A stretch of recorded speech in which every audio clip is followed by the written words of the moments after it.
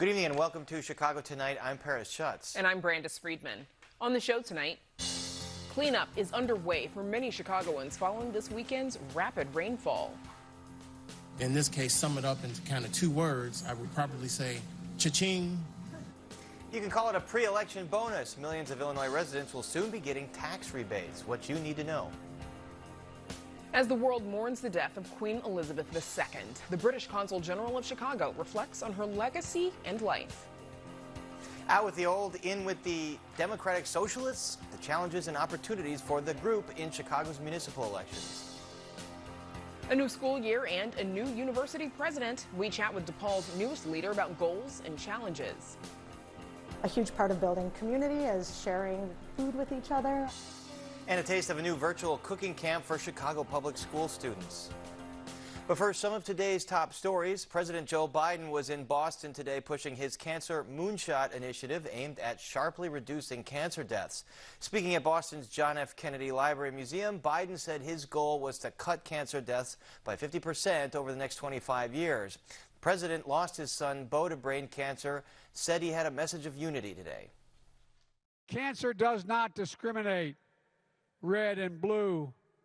It doesn't care if you're a Republican or a Democrat. Beating cancer is something we can do together, and that's why I'm here today. 4 people were killed and more than 24 wounded in shootings across Chicago over the weekend. Among those killed were 2 men ages 30 and 40 standing near the Cermak Chinatown Red Line station early Saturday morning when someone opened fire. In a news conference today, Chicago Police Superintendent David Brown spoke about what he sees as the next step in reducing gun violence in the city.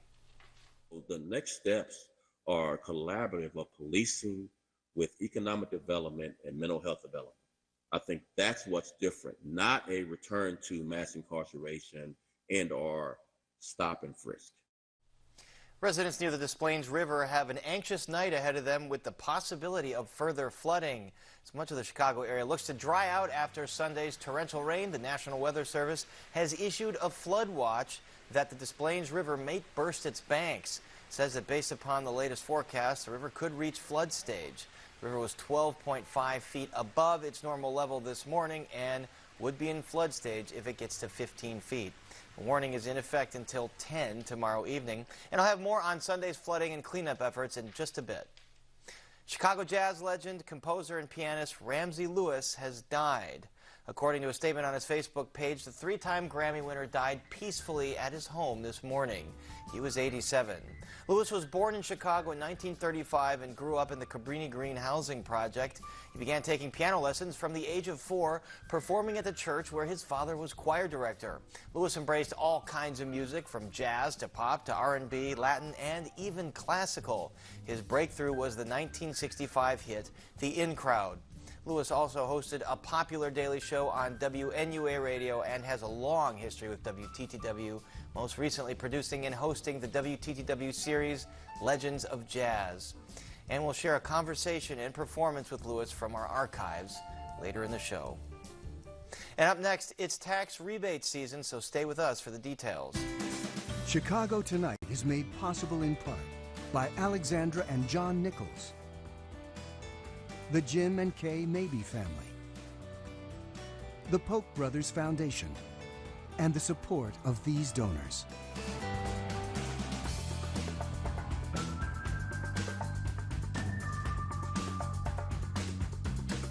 Last month, it was a sales tax holiday on school supplies. The sales tax on groceries is waived through June, a savings of $1 for every $100 on food. And now, more relief is on the way from the state. As Amanda Vinicky reports, the timing is politically convenient. She joins us now with more. Amanda, what is it this time? Well, Brandis, I don't know about you, but save for around the holidays, I don't get a ton of fun mail, but I am going to be watching my mailbox for one of these postcards. Starting now and in the coming weeks, a person in Illinois can walk up to their mailbox thinking, I'm just going to find another bill that needs to be paid. But instead, they find a postcard sent from the state of Illinois telling them that they have money on the way.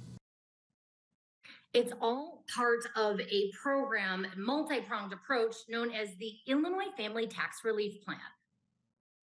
In this case, sum it up into kind of 2 words, I would probably say cha-ching. And we know it's not a lot, but every little bit helps. When you think about not only being able to put food on the table, gas in the car. The tax relief is worth about $1.8 billion in total, and that is a headline-making number. And you may have seen it in ads from Governor J.B. Pritzker's campaign for re-election. Pritzker first introduced offering tax relief along these lines in his February budget address. Political scientist Kent Redfield, who spent decades studying Illinois politics and campaigns, he says there is an argument to be made that the money would be better spent towards something that would make a long-term dent, something like paying down Illinois' pension debt. But he says that Pritzker is making a political decision to use this money to do something positive for Illinois families. It is no accident that this is taking place now, that it's a one-time check that is taking place before an election. So in politics, you can do good things and you can help out your reelection at the same time. And that's clearly what's going on here. Now, we will get to the politics and more about the budget in a moment. But first, I want to get to what you're all thinking. And that has to be, show me the money. And how much money are we talking here? Well, that depends. First, let's focus on the income tax rebate. You're eligible for that if you filed income taxes as an Illinois resident in 2021. Also, you have an adjusted gross income of less than $200,000. Double that if you file jointly. Now, the rebate is $50 per person. Here also, double for joint filers, plus $100 each for up to 3 dependents. You don't have to do anything to get it. That will happen automatically starting today. And getting it all completed as soon as possible is my primary goal.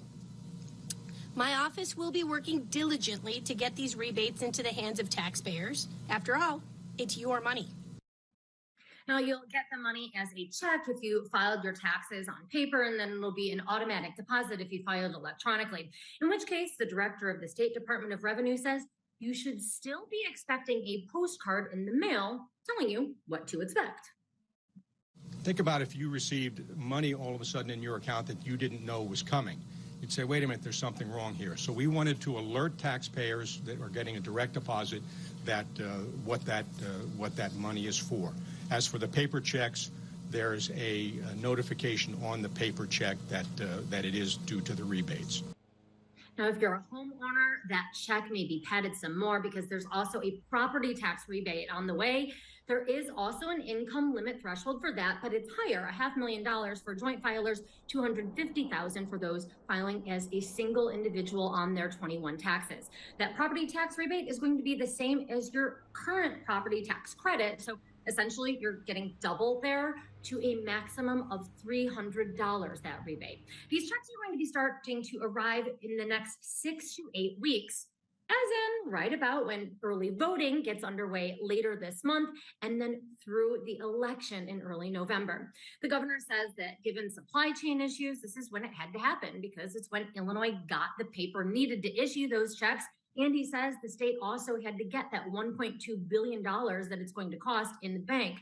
But Republicans say that this program could just as easily be written off as a campaign expense for Pritzker. Even so, GOP legislators voted for it. Senator Don DeWitt says that Republicans, like himself, had tried to push a more aggressive permanent tax program, but he says Democrats wouldn't hear anything of it. Still, he says, something is better than nothing. We were not even invited to the table when it came to 2023 budget conversations. And I think the end result that you have here today is temporary tax relief, pandering to the voters, another election year gimmick that Democrats have become known for. You may be wondering, how can Illinois afford all of this? Democrats say that the answer to that is their prudent fiscal management. Republicans say, well, it sure helps that Illinois received $18 billion from the federal government in COVID relief. Here's Professor Redfield's take. If we were in really, really great shape, then this would be a permanent program. It would be a reoccurring thing that you would figure out how much you were going to give back every year. We're certainly not taking that step. And so there's no question that Illinois' finances are better, but they are precarious. Another plank in this tax relief package has been in place since July, and that is laying off on an increase in the tax on gasoline. Instead of going up by a few cents, again, starting this summer, that will kick up in January, again, after the election. Brandis, we will have a link on our website to the State Department of Revenue FAQ, so wait for that. And with that, back to you. More information there, Amanda. Thank you. And now to Paris with more on cleanup efforts in some Chicago communities. Paris. Brandis, a flood warning is still in effect for parts of the region, with rain totals from yesterday's deluge coming in anywhere between 2.5 and 4.5 inches. It led to flooded viaducts and bursting sewer pipes. It begs the questions, will climate change mean more of these heavy rain events, and is the city's water infrastructure capable of handling all of it? Joining us are Scott Collis, an atmospheric scientist and department head at Argonne National Laboratory, Leslie Honoré, Managing Director of Strategy and Communications with the Center for Neighborhood Technology, Margaret Frisbee, Executive Director at Friends of the Chicago River, and Alderman Andre Vasquez of the 40th Ward on the city's north side. Welcome all of you back to Chicago tonight. Andre Vasquez, what's the damage been like in your ward on the north side, and what's the cleanup effort like? Yes, I mean, it's been pretty extensive. Thank you for having me on. So starting yesterday, right, the heavy downpour led to multiple houses just having sewer backups. On top of that, because of restrictor valves that typically slow down the drainage, the flooding got higher, went over the curb into buildings and seeping in the basements that way.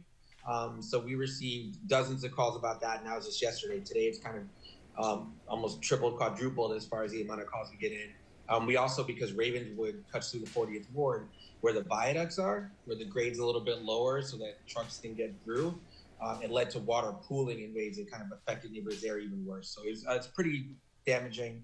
We've talked to the Department of Water Management so we can follow up on every single request that we've gotten, as well as having conversations about what structural changes need to happen in the long term. Margaret Frisbee, those scenes we saw of sewer pipes bursting, is it a sign that Chicago's water infrastructure, despite the billions spent on things like deep tunnels, is not really prepared to handle a heavy rain event like this? Yeah, Paris, I think that we know that it's true. The Tunnel and Reservoir Plan has done a really good job. We've seen a huge reduction in combined sewer overflows, and it captures a lot of water, but it doesn't capture it when it's a heavy rainstorm. The inputs are just insufficient, and we really need to think about different strategies like green infrastructure to draw the water down into the ground, keep it out of the pipes. Yeah, and that was the issue, Scott Collis. It wasn't just the total amount of rain, but just how fast it came down. Reports that at some points it was 6 to 8 inches per hour, if I have that correct. How serious and rare a rain event is that? Yeah, Margaret hit the nail on the head there. It's not unusual to get 5 inches of rain in September. We get these full rainstorms. It was just the intensity and the suddenness of this rainstorm. But here's the counterintuitive thing. It's also because it followed a region of really dry weather. And when it's dry like that, water doesn't soak into the ground. It just runs off and water moves. And we saw the water kind of just pool at the Bears game yesterday at Soldier Field, and I think the Bears kind of used it to their advantage. But again, we should mention that this kind of flooding and damage disproportionately hits certain communities, Leslie Honoré, as you watch the Bears players here slipping and sliding in the field. It's a lot of fun for them, not so much fun for the residents that have to deal with these backed up sewer pipes and flooded basements, is it? It's not. 87% of urban flooding happens in Black and brown communities in Chicago. CNT did a study between 2006 and 2013 studying insurance payments. Over $400 million of insurance payments were paid out to specifically communities of color, 13 specific zip codes in Chicago that are Black and brown communities. And that doesn't take into account tenants, renters who can't afford insurance and who could not make a claim. And so what we're dealing with now is, because of climate change, what we're going to continue to see is that these problems aren't going to continue to be focused in Black and brown communities. They're going to start to expand. And so we can have all the deep tunnels we want, but until we start doing local infrastructure to address it and spending the money that needs to be spent, this is going to continue. And Leslie, just quickly, why is it disproportionately in those areas? Does it have to do with something with the geography? Are they more low-lying than other areas of the city? No, it's a word actually to systemic racism, because that is how our communities were built. They were built in a way that under-resourced Black and Brown communities, and they have continued to be under-resourced. So what we want to make sure is that when we start to have discussions about infrastructure, that they're equitable conversations, that those funds go to Black and Brown communities that have been dealing with this for decades first, and that we pay that attention to the people who need it the most. So it's a question of the infrastructure in those communities. So Andre Vasquez, what are the solutions citywide and through partner agencies like the Water Reclamation District or the Department of Water Management? Well, I mean, I think the conversation really needs to be on how we change all of our infrastructure and really the adjustments we make to our living in general. This is clear that climate change is real. It's going in a direction. I don't imagine there'll be less rain in the future. So being able to make sure we're equipped means looking at our whole sewer system and maybe investing in like smart sewers the way South Bend has, where it would allow you to know where water is rising or where it can move to and give you better control about a situation. I think it's looking at our parkways and having more native species populations and other green that's actually going to absorb that runoff. It's having new building code improvements, right? So make sure that when you're living in a place that water is not seeping in, because that's the other part of systemic racism and in general is like you're looking at buildings that because they're not held by code, you've got landlords who aren't as attentive in certain areas, if they're not getting the squeaky wheels and people who are more used to the complaints and have a greater faith that somebody's going to take care of it, you're going to see more of these problems. So adjusting building codes to address that, having the resources, and having said all that, you need to fund it. And that requires federal money. It requires federal funding in your infrastructure. I mean, we were talking about replacing lead pipes. Right. We still don't have the funds to even make that kind of change. And we're talking about reimagining your whole sewer system. It requires the necessary investment to do so. So this is something that we'll have to be advocating at the federal level to continue to get the funding. There is that federal infrastructure bill, but as you mentioned, there is federal money for the lead pipe replacement program, which is just getting underway. Margaret Frisbee, we mentioned earlier in the show the Des Plaines River, which cuts through a lot of western suburbs, a lot of concerns that could flood, and I know all the homes around there, those basements and backyards get flooded really easily. How at risk is that river? Well, I'm not an expert on the Des Plaines River, I'll say, but I know that there's been overbank flooding, and it's really common. The Water Reclamation District has been buying out houses because the problem, I mean, we're literally bringing water down from Wisconsin and flooding communities just west of Chicago on the Des Plaines River. So it's an ongoing problem that hasn't been managed well, and we have a really archaic way of thinking about how we manage water. And to go back to what the alderman said, we have to think new ideas, come up with better ideas, better solutions, and apply them equitably across the watersheds. And Margaret, you were saying some of that is to absorb the water as it's coming down real fast. Can you expand on that a little bit? Sure. I mean, we've talked a lot about nature-based green infrastructure and green infrastructure, and we know that native plants, prairie plants have long, deep roots that break up the soil so water can get in. Turf grass can be as bad as concrete with little short roots. And so we have to think about how we create a green mantle across the whole region and prioritize investing in plants and nature so it solves some of these problems. And they have co-benefits. It's, reduces urban heat island effects. It's better for public health to have plants around and nature around. There's so many ways that this works for us, and it will help us build resiliency against the climate crisis. Scott Collis, there is literature out there saying with climate change, the major impact on this region is going to be more severe weather, or more instances of heavy downpours like we saw Sunday. Does that comport with what you've been studying, that Chicagoans should expect more events like this in the years or decades to come? Absolutely. And one thing we're studying at Argonne through our new grant through the Department of Energy is exactly how you take those climate projections and see what's happening at the local neighborhood level. And Margaret hit the nail on the head, because we're going to get more rainstorms, more of our rain in fewer rainstorms. So times of flash drought and then times of flash flood. And the kind of grasses that Margaret was talking about, those short-rooted grasses, they're the ones that mat up when it dries out and the water just runs off. We do need more of those deep prairie plants to deal with these intense rainstorms like we saw on Sunday. Leslie Honore, what do you want to see from the city to tackle this problem of flooding disproportionately hitting Black and brown communities? I mean, the city just started replacing lead water pipes, which is a problem that's been going on for decades. So if you had to advise Mayor Lightfoot and local leaders, what would you tell them?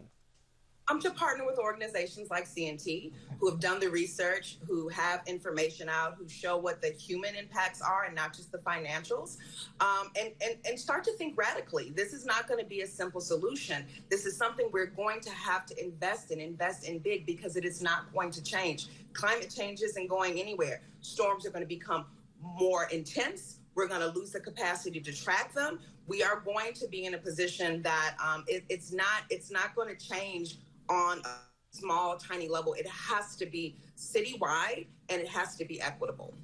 And maybe some folks wanting to use that coming tax rebate to clean out their basement water if they're facing flooding right now. We'll have to leave it there. Our thanks to Scott Collis, Leslie Honoré, Margaret Frisbee, and Alderman Andre Vasquez. Thank you so much. Always a pleasure. Thank you. Thank you. And now to Brandis and what the British might expect with the end of one monarch and the start of a new. Brandis. Paris, today was a day filled with ceremony and tradition in the United Kingdom as King Charles addressed Britain's parliament for the first time as king. Then thousands lined the streets of Scotland's capital of Edinburgh to witness the procession of Queen Elizabeth's coffin as it arrived at St. Giles Cathedral, with King Charles and his siblings walking behind it. And joining us now for a look at the Queen's life and legacy and what the future might hold for the monarchy is British Consul General Alan Gogbashian. Thank you so much for joining us. It's a pleasure to join you. Thank you. Of course. So tell me, if you would, what sort of response have you all been receiving from Chicagoans since the Queen's passing last week? It's been a wonderful response, extremely touching. So the second the tragic news was announced, my phone didn't stop ringing. We've had members of the public leaving bouquets of flowers, leaving British tea, leaving all kinds of different personal gifts, and really with the most touching messages about how the Queen had impacted their lives and been an inspiration to them. So it's really been absolutely lovely to see the reaction of Chicagoans. Some of them remembering her historic visit to Chicago of 1959, others saying they had stood in line to see her during a parade in London on a visit. So it's really been a very special reaction. Consul General, let's take a look back at some of the video from the Queen's visit to Chicago, as you mentioned, back in 1959. She approached Lake Michigan on a yacht that landed near Buckingham Fountain. I believe that area is now known as Queen's Landing. She and her husband, of course, Prince Philip, were greeted by Mayor Richard J. Daley and Illinois Governor William Stratton. What have you been thinking as you reflect back on her visit to Chicago in the last few days? I'm flanked by some archive photographs of that very visit. And I mean, what's lovely is that she reigned for 70 years. And as you know, we all celebrated her Platinum Jubilee this June. And we were able to celebrate that with a special event that we held at the Chicago History Museum. And we had all this archive footage, video and photos from 1959. And it's just wonderful to look back and see just the warm welcome she received in Chicago, to see a broad smile from the Queen. Her smile is famous and much loved, and it was on display throughout her time in Chicago. And seeing her visit some of those iconic landmarks, the Drake Hotel, as you said, she landed at Queen's Landing opposite Buckingham Fountain. It really is very, very special. So I think I feel very proud that Chicago had its royal moment in 1959. Many saw Queen Elizabeth II as a model monarch. She had an easy way about her, kept her political views to herself. Was she maybe more popular than the monarchy itself? I think what's remarkable about the Queen, and you said it extremely well, even though she was a massive public figure, an iconic global leader, she had a very personal human touch about the way she was with people, and countless people who've had the chance to meet her felt her warmth, her compassion, and her sense of humor. And I think that put people at ease. So I think that's a very special trait.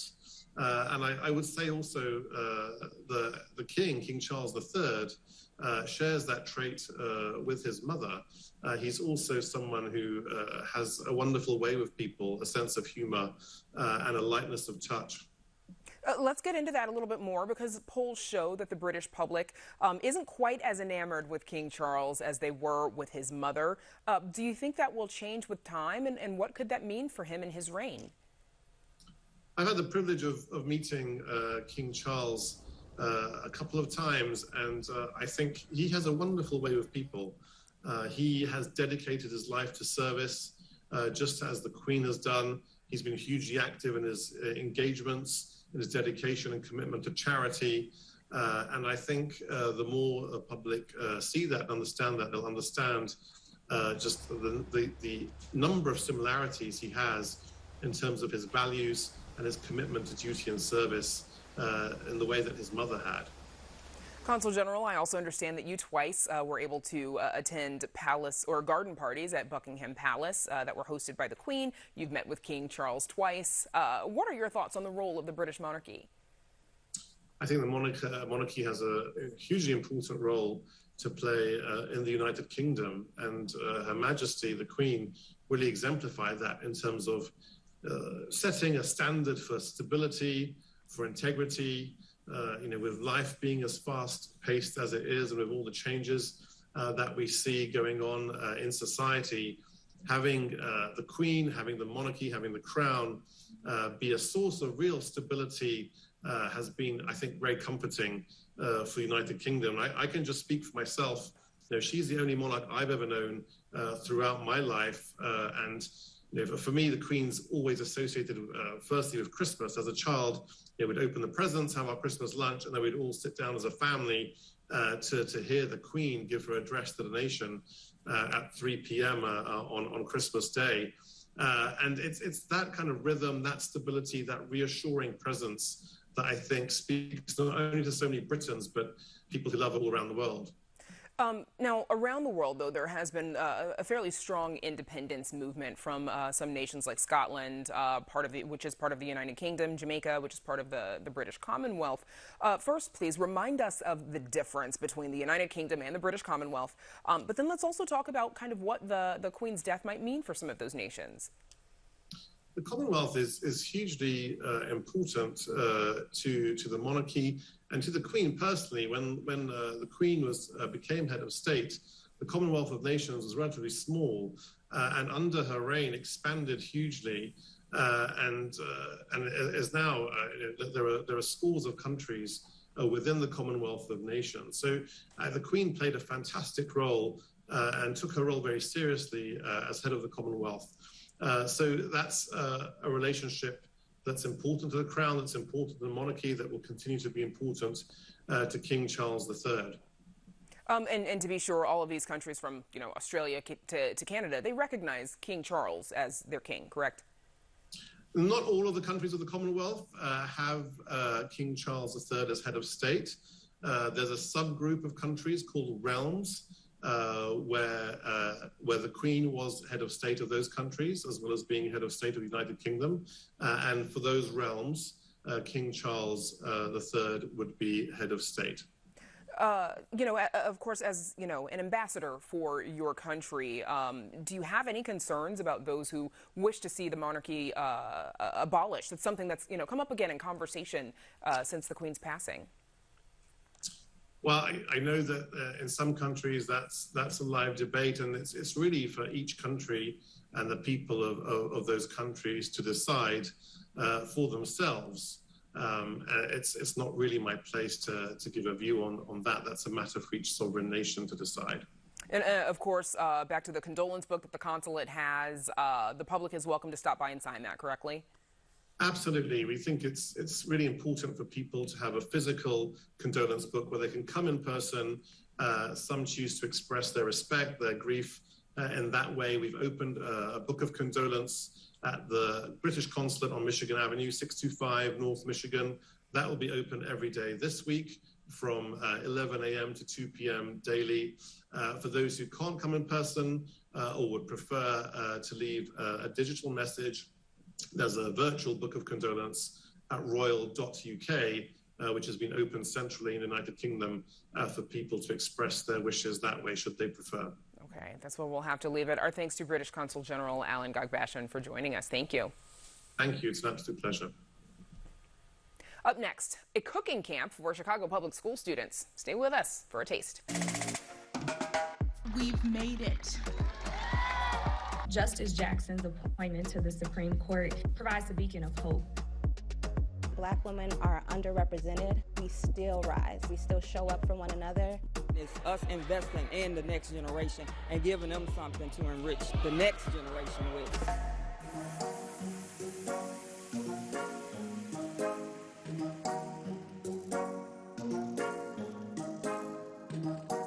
There's much more ahead on the program, including a look at the growing number and power of Chicago's Democratic Socialists. But first, the Foundation for Culinary Arts is stirring up what they're calling a recipe for success with cooking classes for adolescents. It's a week-long summer camp that started in 2016 and has since grown into a hybrid program with a virtual experience. Arts correspondent Angel Ito introduces us to the Yes Chef Culinary Camp, where you might recognize a familiar face. A huge part of building community is sharing food with each other. The Yes Chef Culinary Camp. It's a free community fostered by the Foundation for Culinary Arts for under-resourced Chicago public school students from 13 to 18. After several week-long summer programs, they've decided to kick off a series of 2-day virtual camps beginning this fall. We provide everything else from pots, pans, knives, to first aid kits and disinfecting kits for their kitchens. So they have everything they need to succeed. We also provide all of the groceries. So they're going to get not just the food to cook the recipe that they're making, but they get enough to create a meal for their entire family. And a lot of them are part of the economic structure in their home. They can't go and stay in a dorm for a week and cook. So being in their house, they're able to still be a part of what the family needs and learn something along the way. Those lessons are taught by Chef Lisa Counts, who teaches virtually from the chopping block in Lincoln Square. I love being able to see the kids doing all of their own work in their own kitchens. I always say, if you know how to do it in your own kitchen, you're going to be set for life. Dump it all in. I learned a few life skills too, as Chef Counts shared how she teaches her own students to create dishes of their own. This takes care of, seasoning your pan so you don't have to worry about it sticking. With more than 20 years experience in the kitchen, Chef Counts says cooking is an important life skill because it encourages self-sustainability, among other things. Nutrition is a huge part of cooking. I think that reading labels and going to farmers markets and knowing where your food comes from and how to prepare that properly, staying within season, only ensures that it tastes good. And we really do put a little bit of that nutrition info into every single day of camp. While the Yes Chef Culinary Camp offers classes both online and in person, their goal remains the same. Once you have some basic skills and you get into a kitchen, the sky's the limit. For Chicago Tonight, I'm Angel Ito. And you may have recognized a familiar face in that story, that of former Check Please host Catherine DeOrio.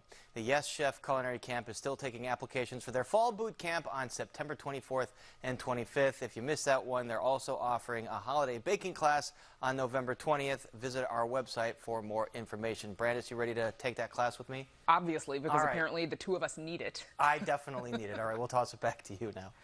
Paris, thank you. And still to come on Chicago Tonight, with a wave of departures from City Council, how Democratic Socialists hope to make a splash in the upcoming municipal elections. We introduce you to DePaul University's new president. He shares his goals for the largest Catholic college in the nation.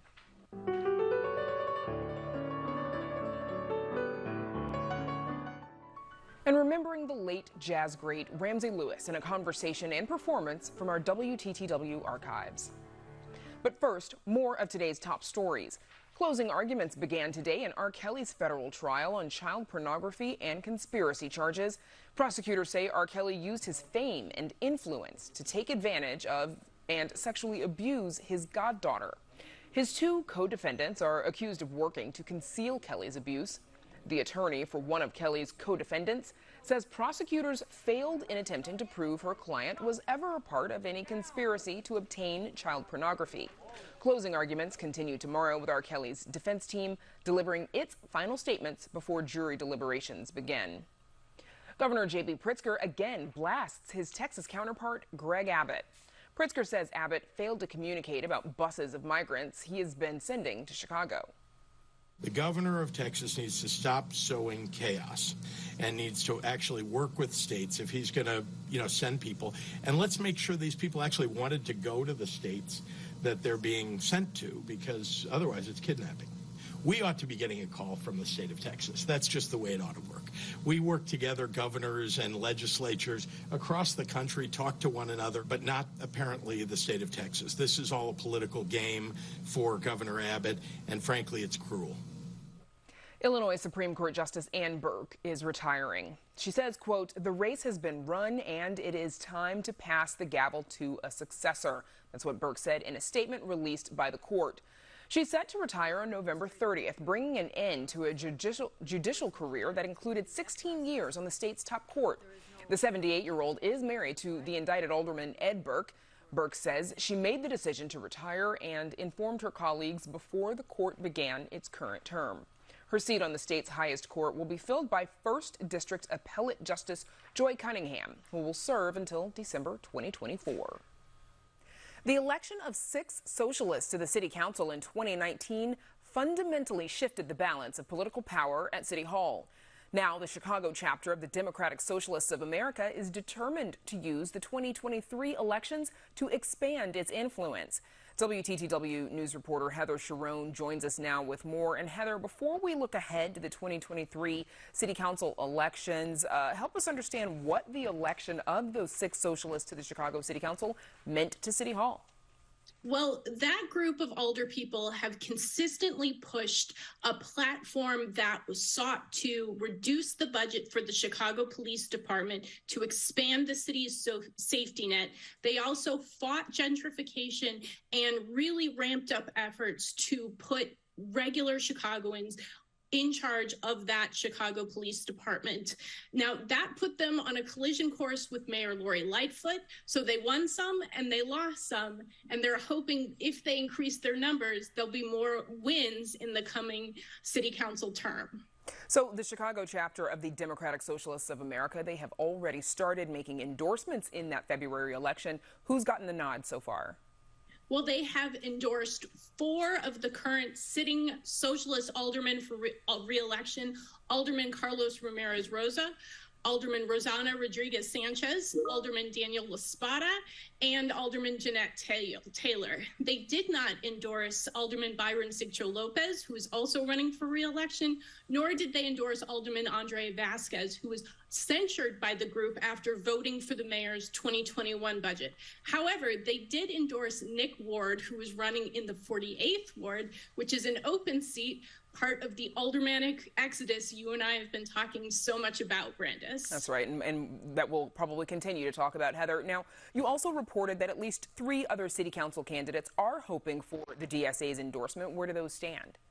Well, voting ended at midnight on Sunday for the endorsement of 3 candidates: Angela Clay in the 46th Ward, Muez Bawani in the 50th Ward, and Oscar Sanchez in the 10th Ward. Like the 48th Ward, the 10th Ward and the 46th Ward are open seats, and the DSA sees those as prime pickup opportunities. We'll have to wait and see whether those endorsements are made. A lot to keep up with. And Heather, what would it mean if the now 5-member Socialist Caucus were able to significantly expand after this February election? Well, the magic number at City Hall remains 26 votes. If you can get to 26, you can pass your legislative priorities and potentially stave off a mayoral veto. So this is a numbers game. If they can increase from 5 or 6 to more like 10, that will even more significantly shift power at City Hall and may put the holy grail of the progressive movement in Chicago in reach, an effort to expand funding for social safety net programs by taxing big corporations and wealthy Chicagoans. Okay, long way to go to grab that much power, though. Heather Sharon, thanks so much, as always. Thanks, Brandis. And you can read Heather's full story on our website, WTTW.com/news. And now to Paris for a one-on-one with a new head of a local university. Paris. Brandis, DePaul University has a new leader on campus. The largest Catholic university in the nation welcomes its 13th president, Robert Manuel. Manuel was the former president of the University of Indianapolis and an administrator at Georgetown and New York University. He takes over at a crucial time for higher education, with President Biden recently announcing student loan relief and with schools across the country reimagining themselves post-COVID. And joining us now to talk about challenges and goals for the institution is DePaul University President Robert Manuel. Robert Manuel, welcome to Chicago Tonight, and congratulations on your new post. Thank you, and thanks for having me. Well, DePaul University, country's largest private Catholic higher education school, very diverse student body, lots of first-generation students. What is your overarching vision for the school? So our vision is to tap into the history and the mission of the university and make sure that we tie to the questions that are animated in our region. So the same questions of economic redevelopment, cultural redevelopment post-COVID are the questions that we're engaging at the university too. How do we connect with, instead of just do business next to, Chicago? And how do we connect our students from the classroom into that world so that when they leave, they have the capabilities to engage those most pressing questions that really will define our society going forward. And students very connected to the city, of course, because it is such an urban campus. You mentioned COVID, which has had such an impact at all levels of education. Current guidelines at DePaul say the school offers most classes in person, but then some classes are online only. Do you plan to continue a hybrid learning model? We have three. We have online, on-site, and then what we call flex, which is where people can come in and out of the classroom setting given their personal circumstances. So the idea is to make sure that we can continue our education given the realities of the virus and people's lives attached to those viruses. So, for example, we have a lot of people that are dealing with childcare, people that are dealing with their own health, and who have certain personal issues that would not allow them to come into class. We want to make sure that they can continue their education with us, and we know that we do our education best in community, and so we want to bring that together, whether that's virtual or in person, to make sure everybody can progress towards their degree. At the same time, is there something lost for classes that do not meet in person? Isn't it beneficial to be in person for instruction and to interact with professors and other students? I think that the creativity that our faculty showed in designing their experiences to include technology as a building block to engagement and community has shown that we can do, if we're intentional about it, that we can have educational programs that incorporate both. Certainly, we think we do better when we are in community, and we're doing everything we can to get back there. And an overwhelming majority of our courses are back in person. We simply are making the creative opportunities for those who are unable to join us in person to continue their degrees. All right, we mentioned President Biden's recent news, the executive order canceling student debt up to $10,000 with income limits. Is student debt, in your eyes, a barrier to students, especially low-income students, coming to college and then perhaps engaging in the careers they want to engage in if they're worried about the debt that they take on? Yeah, I think there's a moment for higher education to design its future, and that's right now. The two questions that we have to ask are relevance and value, and then how much does it cost, and how much in debt do students go to get the degree. In DePaul's case, our tuition has increased 26% since 2013, but the amount of money that we put in from our own resources to help students afford that has increased 77% at the same time.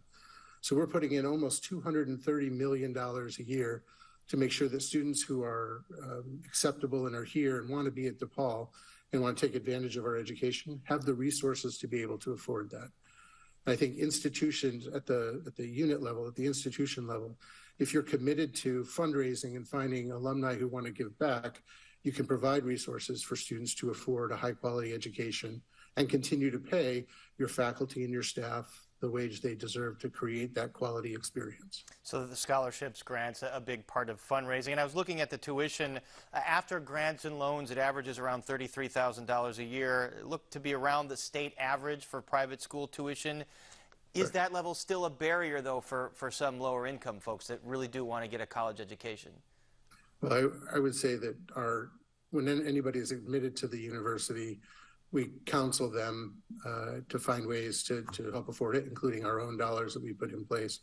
The state and the federal government have generous programs. The MAP program is a generous program to help students with need afford to come to school. And a lot of those dollars, along with the state dollars and Pell money, can be used to help make that need happen.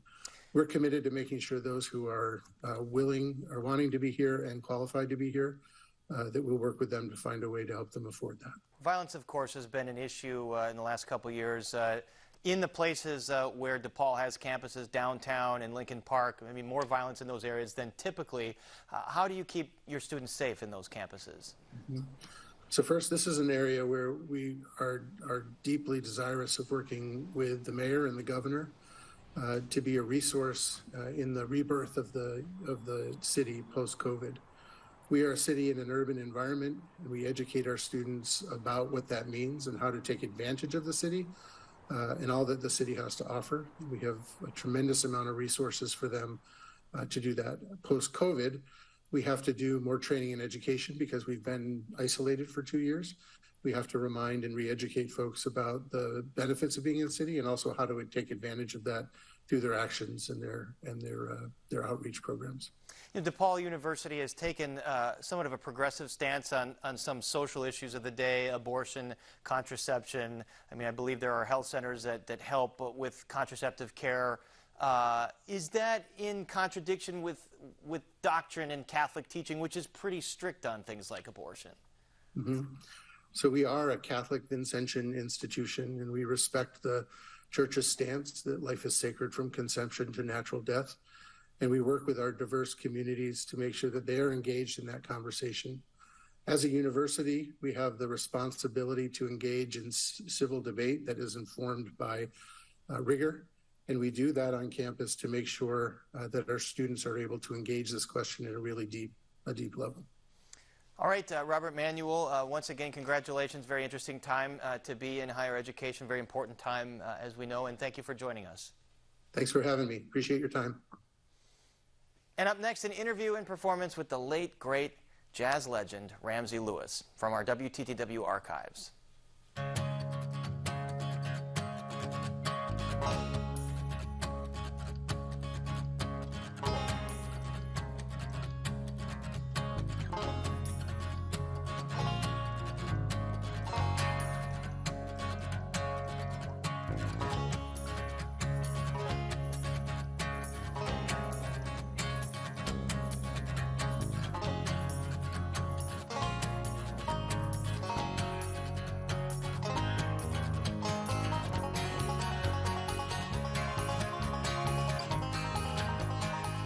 Ramsey Lewis, you had an association with a lot of the jazz greats as you were becoming a jazz great yourself, and one of them, of course, was John Coltrane.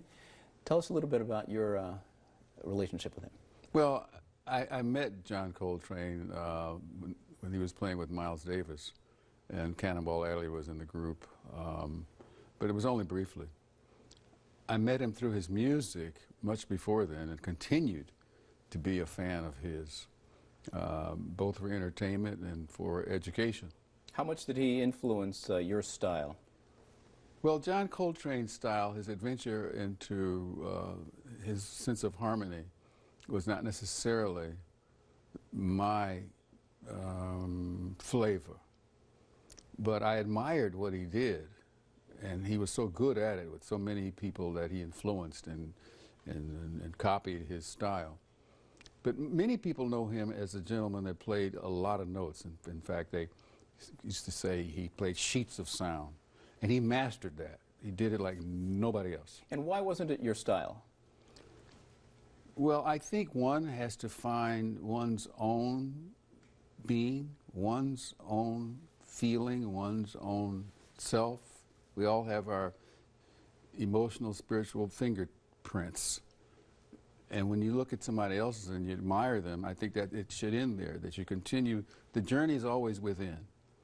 And that's the goal. And I knew that he had found his. And so it was up to me to find mine. To find yours. But it hasn't prevented you from including him in your concerts. Because many people don't know that his sheets of sound and playing millions of notes and making them make sense and making you feel the music, he has a style also of tenderness. And he wrote and played many ballads. And one of them I heard, and I said, it moved me. And this is one of them. This is one of them. Dear Lord. You're graciously going to play it for us? Right Thank now. you so much. Yes.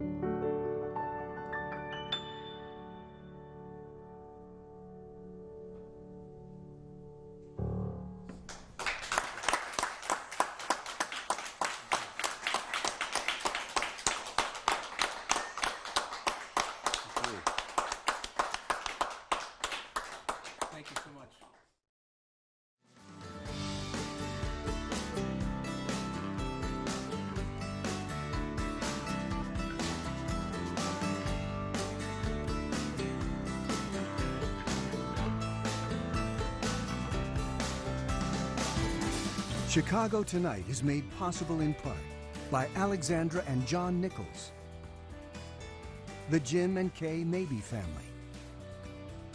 the Polk Brothers Foundation, and the support of these donors.